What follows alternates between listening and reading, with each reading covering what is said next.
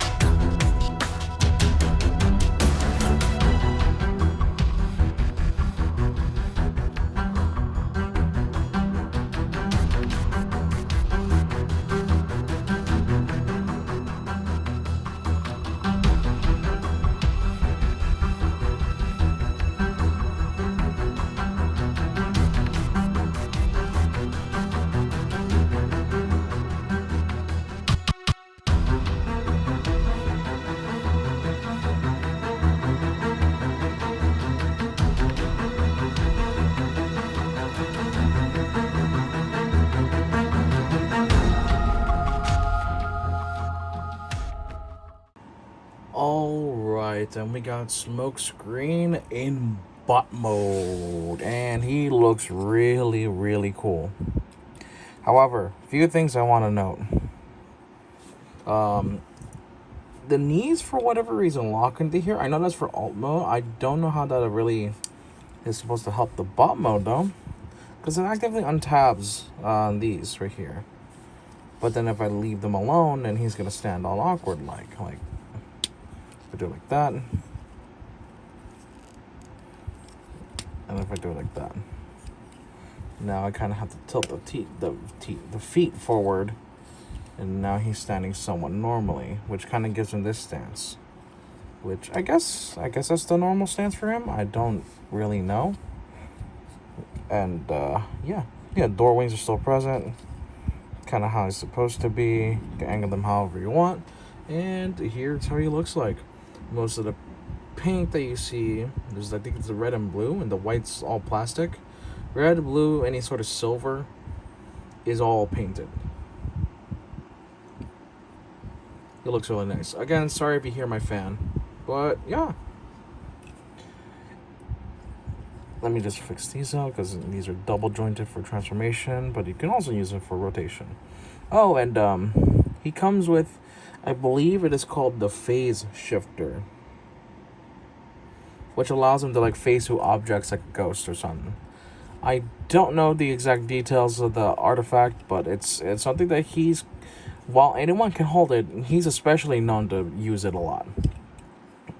But yeah, articulation though, meanwhile, head is on a ball joint. He could do all that kind of crazy stuff though, because of head design you can't get too much tilt. I can't English.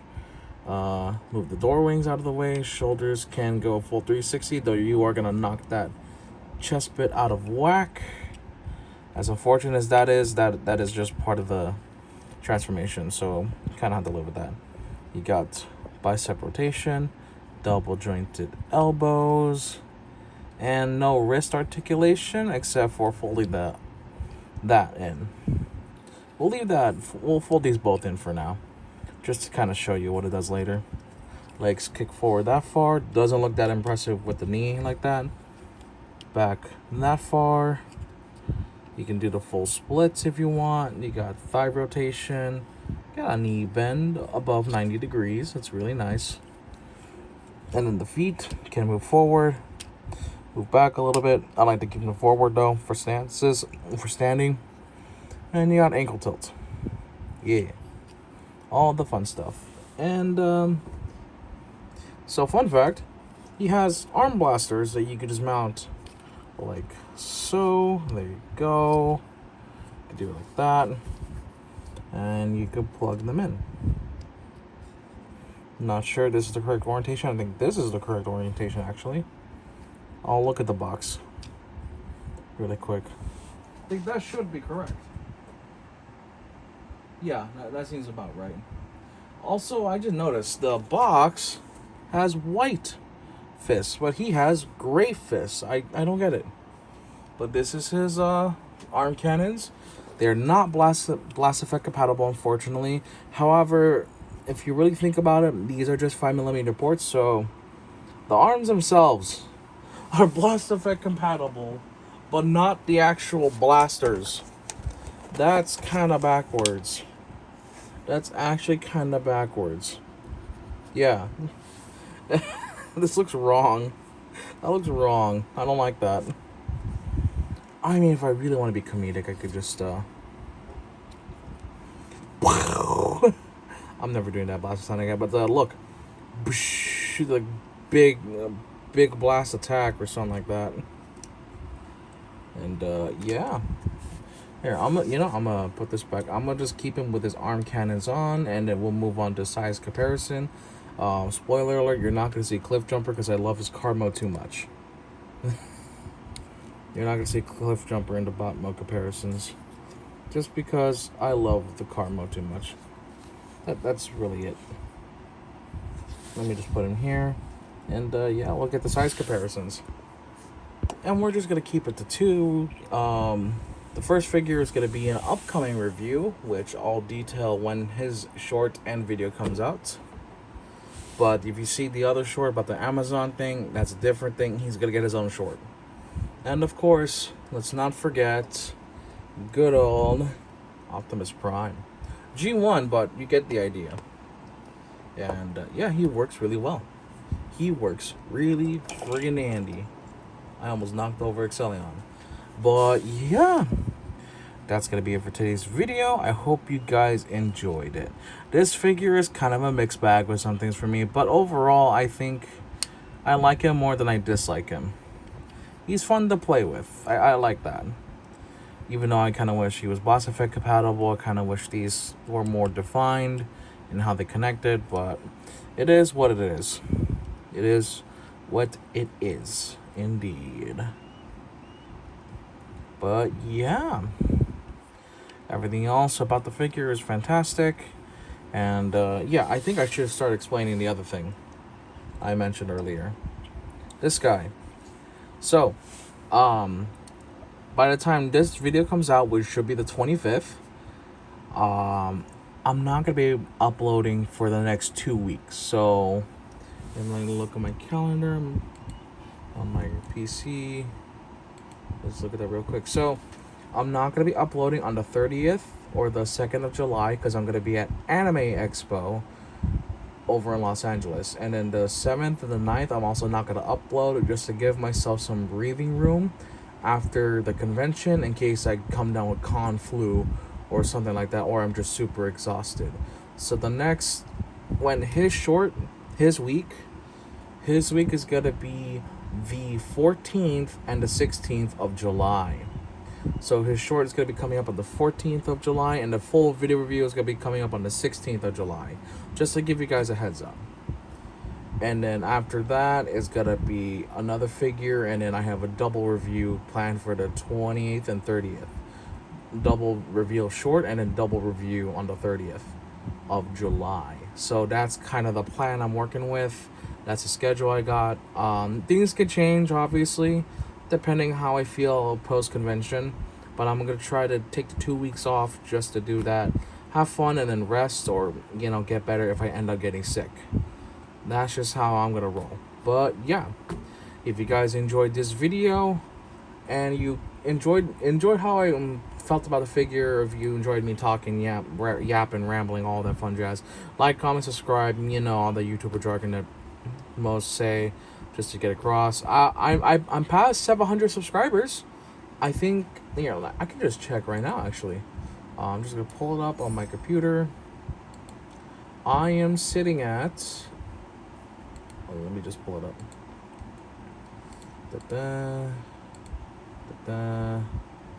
I am currently sitting at 703 subscribers. So I'm almost at 1,000 subscribers. That's actually shocking. I'm at that point. Granted, it's been 6 years, but even then, that's still amazing. That is still amazing. I just need to up my watch hours to get up to about 3,000 public watch hours so that I can start getting monetized. I'm already at 1,825, so I'm already good. I'm already on a decent path. It's slow, but I'll take it.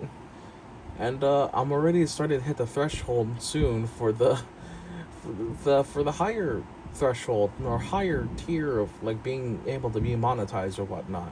So the fact I'm already close to just getting started, even though 6 years is a long time by YouTube standards, I appreciate that. I appreciate all of you guys who come in and watch, even if you're not subscribed, which okay, sure, but do subscribe, it really helps. But I appreciate anyone who comes to watch these videos, to comment, and even those who drop by onto my streams. You don't have to stay there for the full entire stream, just be there for like, just to say hi.